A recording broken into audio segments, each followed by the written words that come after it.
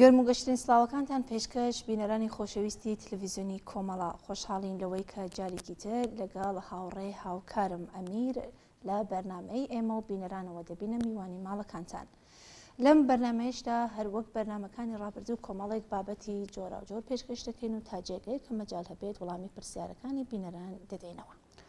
بەڵێ بینەرانی عزیز لەلای منیشەوە سڵاوتان لەبێت، هیوادارین کە لە هەر کوێیەکان ساغ و سڵامەت بن و مەجالیوەتان هەبێت تا کۆتایی ئەم بەرنامەیەش لەگەڵمان بن.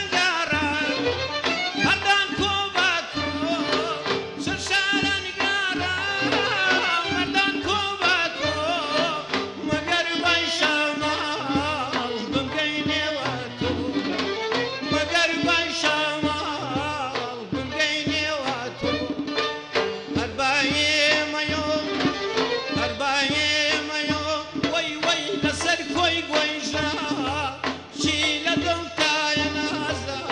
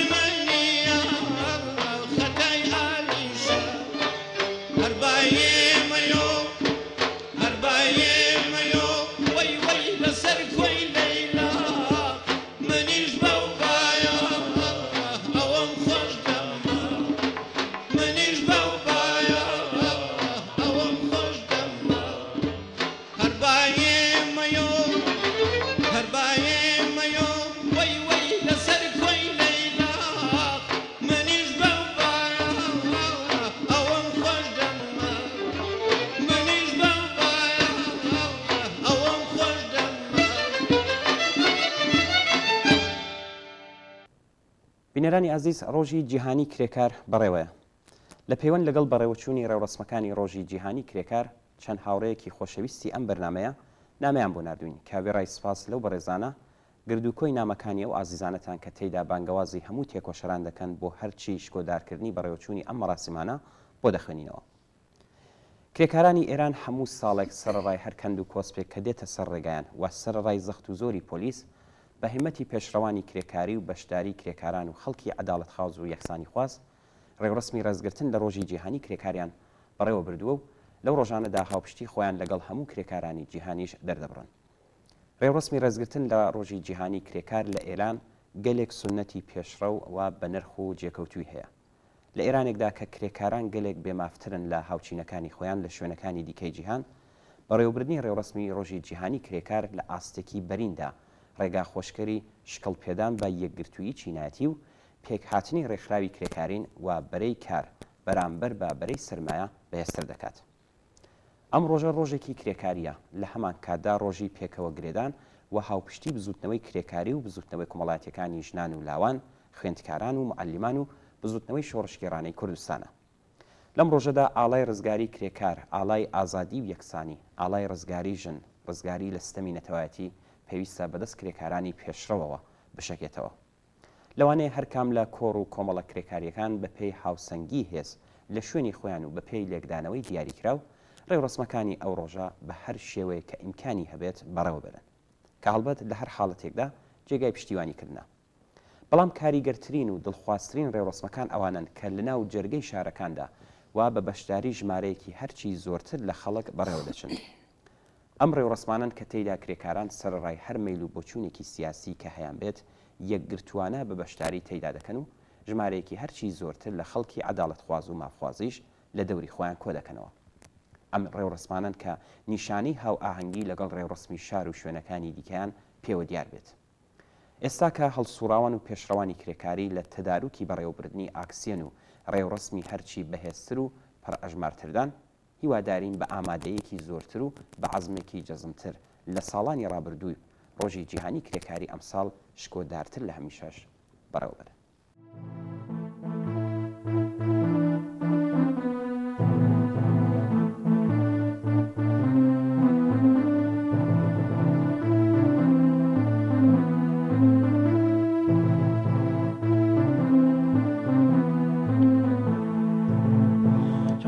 صنعت به گردش فتد با سرانگشت زحمت کشاد پس چرا خود نگیرد ثمر کارگر کارگر کارگر کارگر کارگر کارگر بازوان توانای ما برکند رسم استثمار کی بود ترسمان از خطر کارگر کارگر کارگر کارگر کارگر کارگر شب سیاه بردگی گذشت طلیعه آزادگی دمید کنون بباید با توان خویش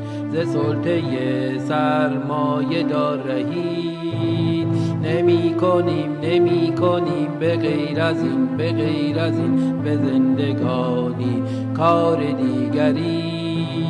نمی کنیم به غیر از این به زندگانی کار دیگری.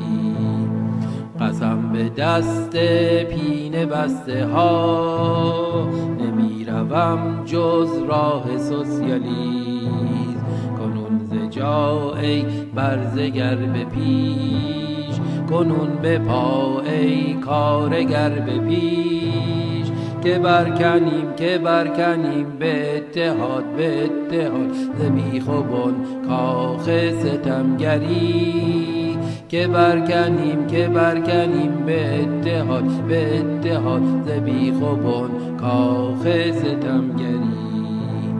قسم به دست پینه بسته ها نمی روم جز راه سوسیالیسم.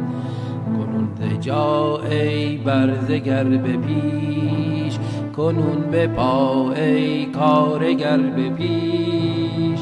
که برکنیم به اتحاد ز بیخ و بن کاخ ستمگری. که برکنیم به اتحاد ز بیخ و بن کاخ ستمگری. بینەرانی ئازیز لەم بەشە لە بەرنامەکەماندا بابەتێکتان بۆ بڵاو دەکەینەوە لە ژێرناوی من کرێکارێکی ژنم. ئەمە تاوانی منە لە ئامادەکردنی هاوڕێ پەروین عەلی مورادی. چۆن لەسەر کرێکارانی ژن بیر دەکەینەوە؟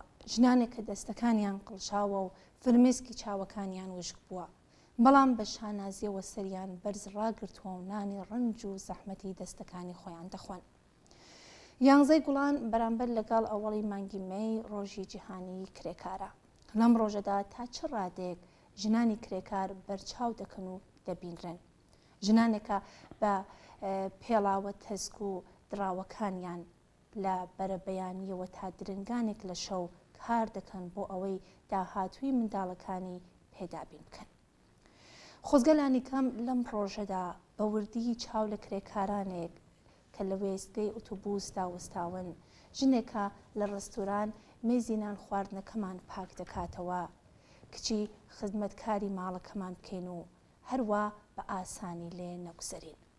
خۆزگەلانی کەم لەم ڕۆژەدا بە زەردەخەنەیەکەوە دەرگا لە خزمەتکاری ئیدارەکەمان بکەینەوە. خۆزگە لەم ڕۆژەدا ئەو ژنەوە بیربێنینەوە کە دەیگوت لە منداڵیەوە هیچ کەسێک نەمی دەویست. کاتێک باوک و دایکم مردن ئاوارەی ماڵی خەڵک بووم. هەمووان دەیانگوت ئەگەر کوڕبوایە دەمانتوانی کارێکی بۆ بکەین، بەڵام کچمان ناوێ. کچێکە لە بێکەسوکاریدا لە تەمەنی 16 ساڵیدا ئەزدواج دەکات و لە هاوسەر معتادەکەی گیان نابێتەوە کە سێبەری پیاوێک بەسەر سەریەوە بمێنێت. ژنێکە شەو و ڕۆژ سەوزە پاک دەکات و تا منداڵەکانی بچنە قوتابخانە و هاوسەرەکەی لێن نەدات. ژنێکە دەیگوت تا پێش لەوەی کە سکم پڕ بێت نانە ڕقم کۆ دەکردەوە دەم خوارد، بەڵام کاتێک حاملە بووم بە بۆنەی منداڵەکەمەوە شیرم دەخوارد.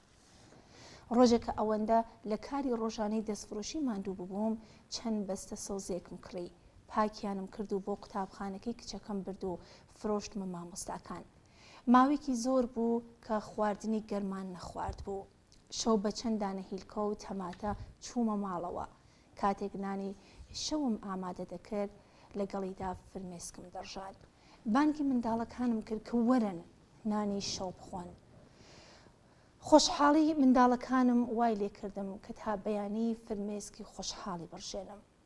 ئەم ژنە زەحمەتکەشە لەسەر ئەم کارەی بەردەوام بوو، ئەوەندەی کە کڕیارانێکی سابت و هەمیشەی دۆزیەوە و ئێستا نزیکەی 6 ساڵم کارە دەکات. ئەم ژنە باسی ڕۆژێک دەکات کە یەکێک لە کڕیارەکانی دیاریەک بۆ ئەو منداڵەکانی پێشکەش دەکات و دەڵێت کاتێک دیاریەکەمان کردەوە دەستێک جلوبەرگی نوێ و تازە بوو، مانتۆ شەڵوار لە چک و تەنانەت گۆرەویش. بە جێگای ئەوەی کە جلوبەرگەکان لەبەر بکەم لە ئامێزم گرت و بۆنم دەکرد، چونکە من هیچ کات هەستم بە بۆنی خۆشی جلوبەرگی نوێ نەکرد بوو. تەنانەت ئەمە یەکەم جار بوو کە لە ژیانمدا جلوبەرگی تازە و نوێم دەبینی. ئەم ژنە زەحمەتکێشە ئێستا توانی بووی فەرش و سەلاجێکی کۆنە و دەستی دوو بکڕێت، بەڵام عەباکە لا دەدات و جێگای دەدانە خاڵیەکانی نیشان دەدات و دەڵێت کاتێک کە سەوزەم بۆ ماڵێک دەبێت لە قادرمەکانی کەوتمە خوارەوە و چوار دەدانم پێکەوە شکا، تەنانەت ناتوانم بیر لە دەدانی مەسنوعی بکەمەوە. ئەوە ئەو پارەی کە بەدەستی دێنم تەنیا بۆ تێرکردنی سکی منداڵەکانمە، تاچیتر لە گۆشەی شەقامەکاندا بە دوای نانە وشکەدان نەگەڕێم، ئەوەندە نییە کە بۆ دروستکردنی دەدانەکانم بە فیڕۆی بدەم و حرامی بکەم. ئەم ژنە زەحمەتکێشە دوای 6 ساڵ سەوزە پاکردن دەستەکانی بەڕەنگی سەوز دەرهاتوون و بۆنی سەوزە دەدەن. من هیچ کات بیرم لەوە نەکردبووە کە ممکنە چ کەسێک ئابەم شێوەیە سۆزەی ماڵەکەمانی پاکرد بێت یان وشکی کرد بێتەوە، منیش بە خەیاڵێکی ئاسوودەوە هیلکێکی تێدەشکێنم و دڵم خۆشە کە چێشتم لێناوە. هیچ کات بیرم لەوە نەکردبووە کاتێک دەرگای سەلاجەکە دەکەمەوە کۆچکێک پیازی ئامادە هەڵدەگرم و دەیکەمە نێو قابلمەکەمەوە، لە پێناویدا فێرمێزکی چاوی ژنێک وشک بووە، ژنێکە کوڕەکەی کەمەندامە و هاوسەرەکەی جانبازی شیمیاییە و پەروەندەکەی سوتاوە و هەزینەی دەرمان و چارەسەرکردنی لە فرمێزکی چاو بۆنی بەردەوامی پیاز گەرمدابین دەکرێت. هیچ کات بیرم لەوە نەکردبەوە کاتێک کە ماندوو دەگەڕێمەوە ماڵەوە وەکو تەرم لەسەر فەرشی ماڵەکەمدا پاڵ دەکەوم تا ماندوویەتیم بحەسێتەوە، ژنێک لە پێش داری تۆن ئەوەندە شانەی لێداوە کە دەنگی شانە لێدان بۆتە موسیقی و ئاوازی ژیانی، ژنێکە لە هاوسەرە موعتاد و کراکیەکەی جیابووەتەوە، بەڵام دوای 10 ساڵ جیابوونەوە کەس نازانێت کە تەلاقی وەرگرتووە. کەوشی پیاوانە لەبەر دەرگای ماڵەکەی دەمی خەڵک دەبەستێت و وا بیر دەکەنەوە کە هاوسەرەکەی لە ماڵە و بێکەس و کار نییە.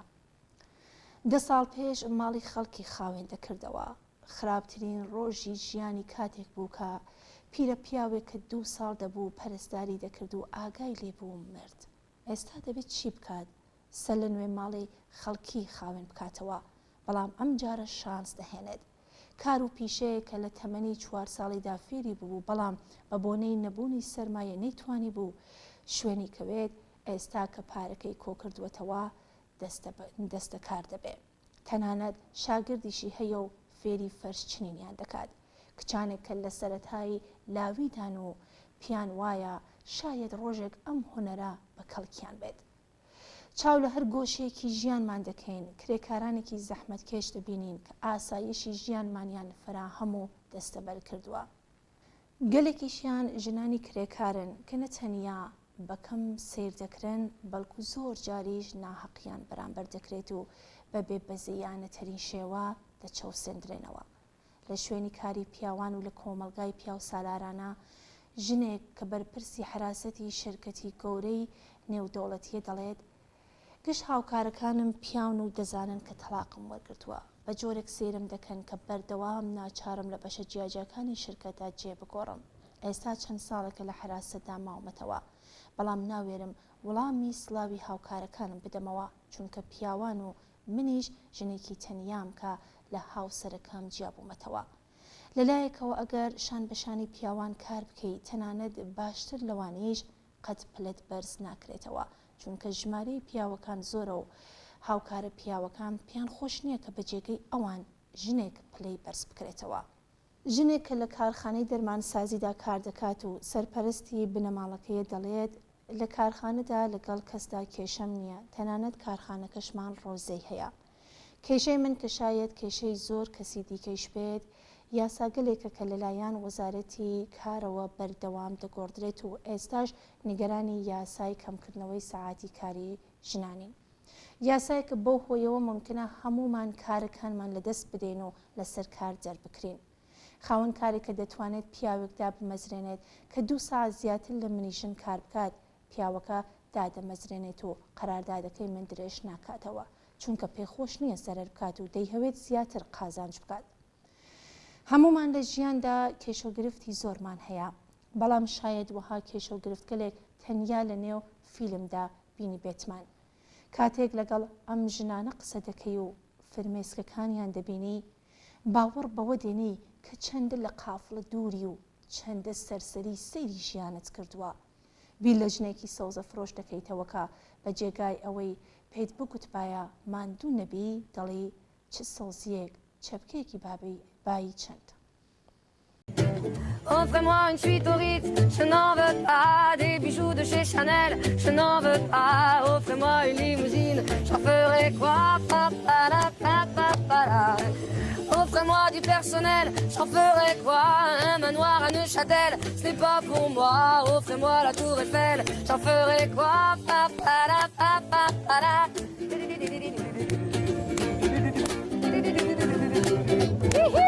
Je veux l'amour, de la joie, de la bonne humeur. Ce n'est pas votre argent qui fera mon bonheur. Moi je veux crever la main sur le cœur. Allons ensemble découvrir ma liberté. Oubliez donc tous vos clichés. Bienvenue dans ma réalité.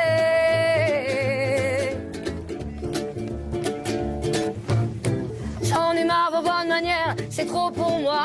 Moi je mange avec les mains et je suis comme ça. Je parle fort et je suis franche, excusez-moi.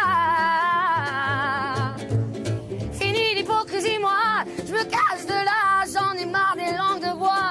Regardez-moi, de toute manière, je vous en veux pas. Et je suis comme ça. Je suis comme ça. Je veux de l'amour, de la joie, de la bonne humeur. C'est pas votre argent qui fera mon bonheur. Moi je veux crever la main sur le cœur. Allons ensemble découvrir ma liberté. Oubliez donc tous vos clichés. Bienvenue dans ma réalité.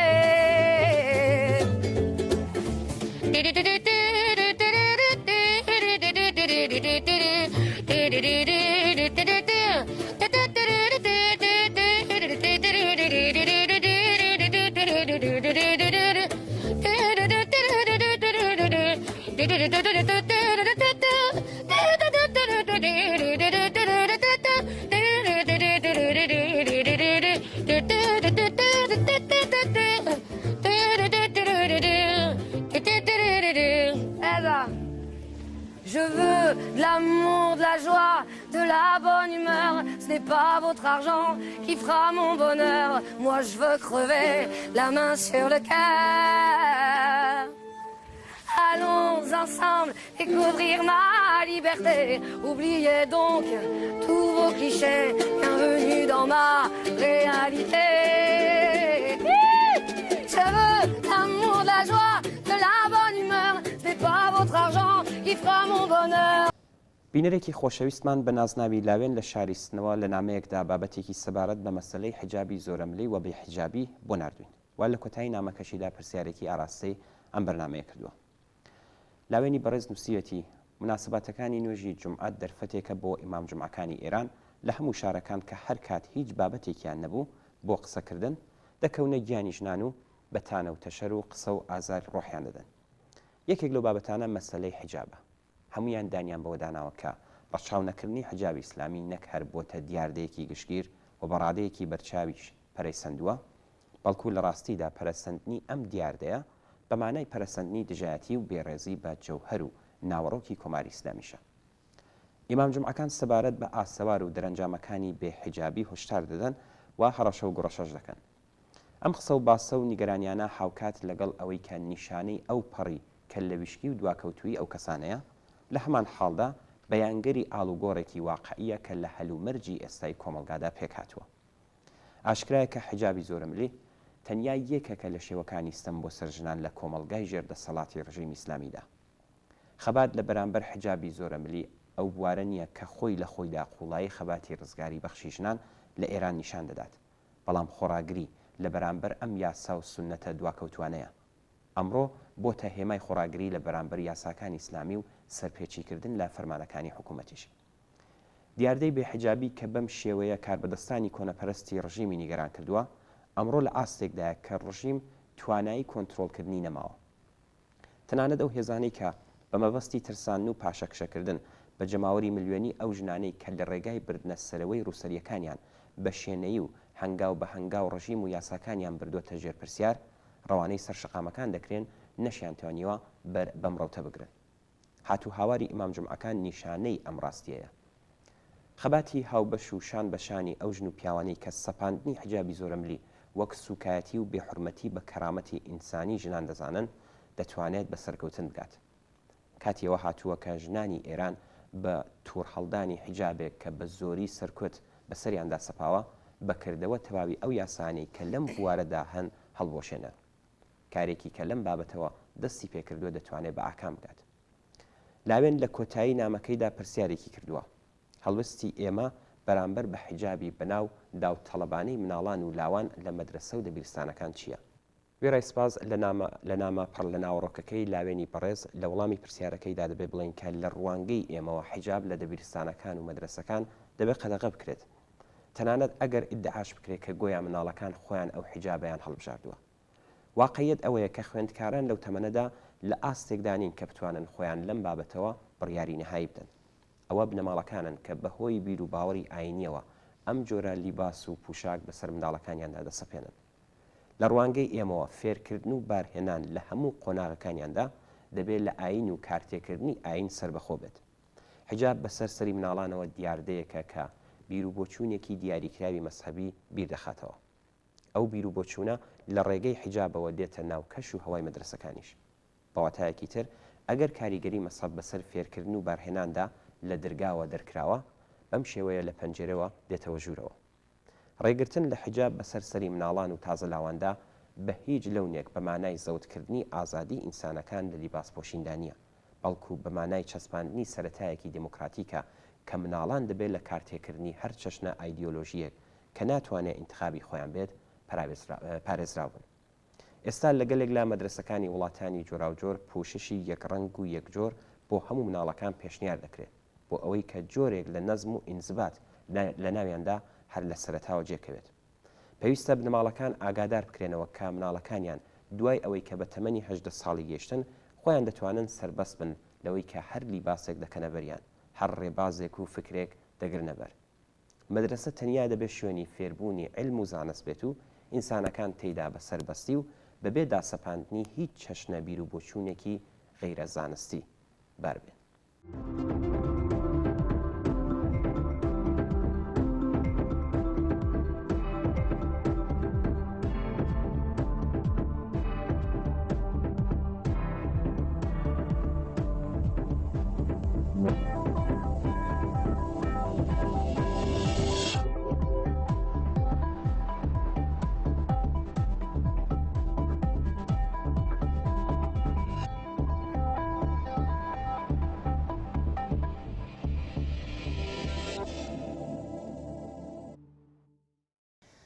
بینەرێکی خۆشەویستمان بە نازناوی شارام لە شاری مەهابادەوە پرسیاری کردووە کە حرەکەتی ئەخوان الموسلمین لە کام وڵات سەری هەڵداوە بە شوێن چ ئامانجەکەوەیە.